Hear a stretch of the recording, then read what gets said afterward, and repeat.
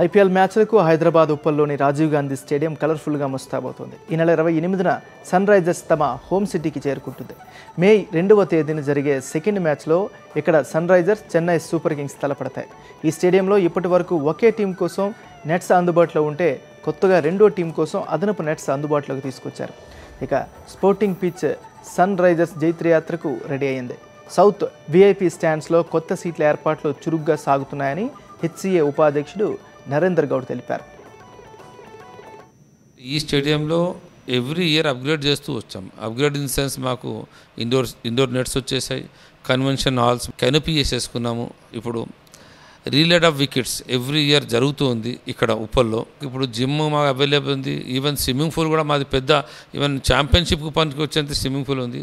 Day by day మేము చేస్తూ వస్తున్నామంటే ఇప్పటికీ 2015 వరకు వీఆర్ ఇన్ పొజిషన్ ఏంటంటే స్టేడియం ఫుల్ఫిల్ కంప్లీట్ షేప్కి వచ్చిందని. ఒకటి మాకు ఒకటి ఏంటంటే ఒక కెనోపీస్ ఈస్ట్ అండ్ వెస్ట్ సైడ్ కెనోపీస్ వచ్చేస్తే ఇది పరిపూర్ణంగా స్టేడియము రెడీ అయిపోతుందని చెప్పేసి అని అనుకుంటాము. సో ఈ అప్గ్రేడింగ్లో మాకు ఎల్ఈడి తీసుకుంటున్నాము, కెనోపీ చేయాల్సి వస్తుంది మాకు.